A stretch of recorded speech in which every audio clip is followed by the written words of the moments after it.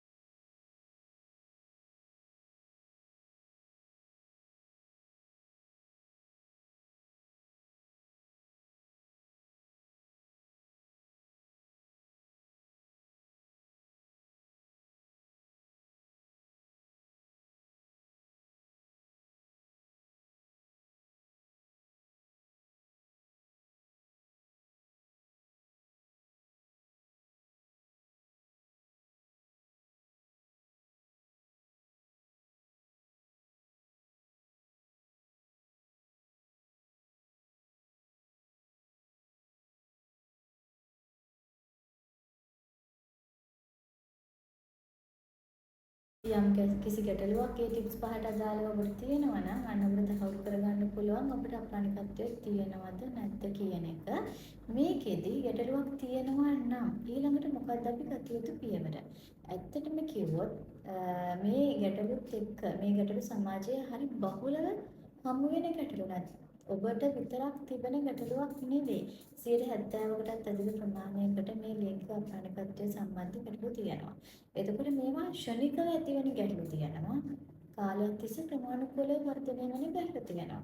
සාමාන්‍යයෙන් හදිසි අනතුරක් වීම නිසා ඒ වගේම මොන හරි ශල්‍ය කර්ම වලට භාජනය වීමේ අතුරු ප්‍රතිඵල විදිහට ශල්‍ය කර්ම වලින් just after මේවා එන්න පුළුවන්. ඒ කියන්නේ සාමාන්‍යයෙන් මුත්‍රාකල් කුඩු කිරීම සඳහා සිදු කරන ශල්‍ය කර්ම වෙන්න පුළුවන්.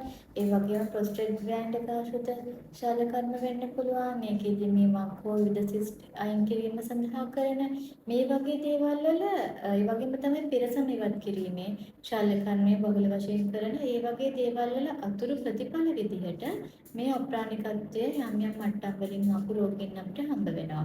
එහෙම කෙනෙක්ට අප්‍රාණිකත්වය 5% සිට 100% දක්වා එක්වරම මෙතෙක් කල නොතිබූ ගැටලුව එක්වරම ඇති වෙලා තියෙන්නට පුළුවන්. ඒ වගේම තමයි තමන්වත් නොදන්න හේතු කාරණා පසු කාලෙම හිතලා බලද්දී හිතන කාරණා තියෙනවා. ඒ කියන්නේ උදාහරණයක් ගත්තොත් පේෂන්ට් කෙනෙක් එනවා අවුරුද්දක් විතර ඉඳන් තිස්සේ තියෙන අප්‍රාණිකත්වයේ ප්‍රතිකාර ගත්ත කොහෙන්වත් සුව වෙන්නේ නැහැ කියලා. නමුත් මේ රෝගියාගේ විස්තර කතා කරලා බලනකොට ඒක වෙලා තියෙන්නේ සබ්වූෆර්ස් දෙකක් එක්ක ඇඳේ නිදාගෙන ඒ දෙක උදේ නැගිටිද්දී ඇඟට මේ ප්‍රදේශයට තද වෙලා තිබුණලු. ඒකෙන් පස්සේ හිරියක් එක්ක කවදාවත් මෙතෙන්ට එන්න ප්‍රතිකාර ගන්න කම්ම ප්‍රතිකාර සෛ දෙකයි ගත්තේ සුව වුණා. ඒ වෙනකම්ම රෝගියාට ප්‍රාණවත් බවක් තිබුණා නැහැ වසරක් යනකම්ම. එතකොට එතන තියෙන්නේ යම්සි තැලීමක් වගේ හේතුවක්. ඉතින් ඒ වගේ අර හිතන්නේ නැති කාරණා නිසා හෝ එක්වර පහවදා වෙද්දී මේ වගේ ගැටලුවක් ඇති නොවුනොත් වෙන්නේ ක්‍රමානුකූලව මේ වගේ රෝග ඇතිවීම. ඒ කියන්නේ 100ට 5, 10, 15, 20 100 වෙනකම් වගේ තත්ත්වවලට ඇති වෙන එක. නමුත් ගැටලුව තියෙන්නේ මේ වගේ ග්‍රැජුවලි ඇතිවන ගැටලුවකදී ක්‍රමානුකූලව දැන් ආරෝග්‍යය ටිකින් ටික වැඩි වෙනකොට යම්කිසි මට්ටමකට එනකන් රෝගියා මේ ගණන් ගන්නේ නැහැ. කියා කරන්නේ නැහැ. රෝගය 5% තියෙන මට්ටමේදී හැටි වෙන්නේ නැති නිකම් වෙන්නේ නැති කියලා ඒක ඒ තරම් ගණන් ගන්නෙ නැහැ. ටිකෙන් ටික මේක උත්සන්න වීමත් සමග සම්බන්ධතා පවත්වන කෙනෙක් නම් පාර්ට්නර්ත් එක්ක තියෙන ගැටලුකාරී ස්වභාවය ටික ටික වර්ධනය වෙලා එයායි කටින්මයි මෙහිම වෙන්නේ කියන එකක් වගේ අහන තැනකට එනකම්ම සමහර අයට මේක තේරෙන්නේ නැති අවස්ථා තියෙනවා. ඒ නිසා බහුතරයක් අපි ළඟට මේ වගේ ග්‍රැජුවල් ඔන්සෙට් එකකදී එනකොට 130කට වඩා එහා ප්‍රමාණයකට ගිහිල්ලා අවසන් බොහෝ විට. එතකොට ඒ වගේ ක්‍රමානුකූලව යන අවස්ථාවකදී රෝගියාගේ තියෙන මේ ගැටලුවට ප්‍රතිකාර කරනකොට ආර 1යි 6යි අතරතුරේදී එක දිගට කරන බෙහෙත් වල ටිකක් තුලින් සුව කරගන්න පුළුවන්. මොකද මේ වගේ රෝග ඇති වෙන්නේ අර වගේ ක්ෂණික දේවල් නිසා නෙවෙයි. එක්කෝ රුධිරගත සීනි ප්‍රමාණය වැඩි වෙලා ඒකෙන් ස්නායු දුර්වල වීමක් වගේ නිසා එක්කෝ රුධිරගත කොලෙස්ටරෝල් ප්‍රමාණය වැඩි වෙලා ඒවෙන් තැන්පත් වීම වෙලා හරි රුධිර ද්‍රාවණය නැති වීම නිසා ඒ වගේම යම්සි හේතු කාරණා එකතු වෙමින් ස්නායු අඩුපණ වීම නිසා ඒ වගේම මත්ද්‍රව්‍ය වගේ දේවල් ගැනීම නිසා ඒවෙන් සිදුවන ක්‍රියාකාරීත්වයේ ස්නායු කෝෂ එකතු වීමෙන් ක්‍රියාකාරීත්වය අවිහිර කිරීමක් නිසා මේ වගේ විවිධාකාර බෙහෙත් වර්ග ડિප්‍රෙෂන් වලට ගන්න ටැබ්ලට්ස් ඒ වගේම හයිපර්ටෙන්ෂන් වලට ඒ කියන්නේ බ්ලඩ් ප්‍රෙෂර් වලට ගන්න ටැබ්ලට්ස් නිසා ඒ වගේම අප්ලාස්මාරිය වගේ රෝග තත්ත්වවලට ගන්න මේ වගේ ඒවා ටැබ්ලට්ස් නිසා ඒ වගේම තමයි කොණ්ඩේ වැවීම සඳහා කරන උත්තේජන ප්‍රතිකාර ඒවා ටැබ්ලට්ස් විදිහට හෝ ඉන්ජෙක්ෂන් විදිහට ගන්නවා. එතකොට මේ වගේ අතුරු ප්‍රතිඵල විදිහට මේ ක්‍රමානුකූලව මේ රෝග ඇති වෙච්ච රෝගීන් අපිට හම්බ වෙනවා. එතනදී ඔය හෙයා ග්‍රෝතින් එකට දෙන ඒවයි අර අනිත් මම කියපේවට වඩා ඉක්මනින් මේ රෝග ඇතිවීමේ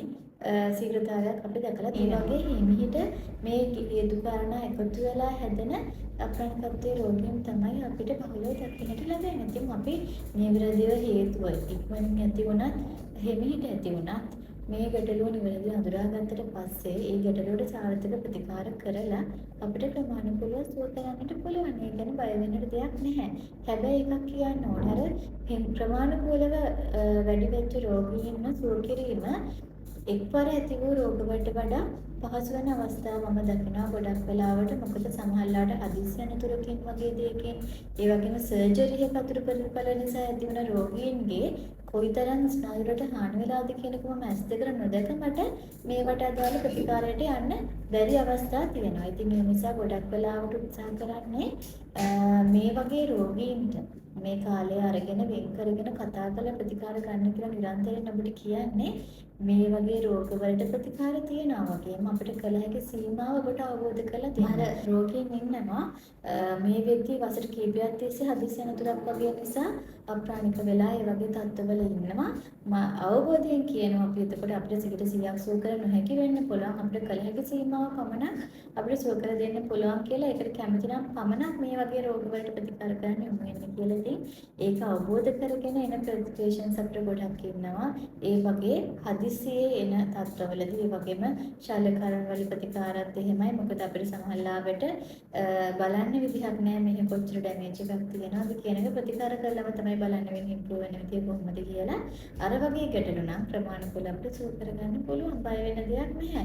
ඉතින් ඒක අපිට ඔන්ලයින් උනත් විසිට් කරන පේෂන්ට් කෙනෙක්ට උනත් ලස්සනට ප්‍රතිකාර ටික කරලා දෙන්න පුළුවන්.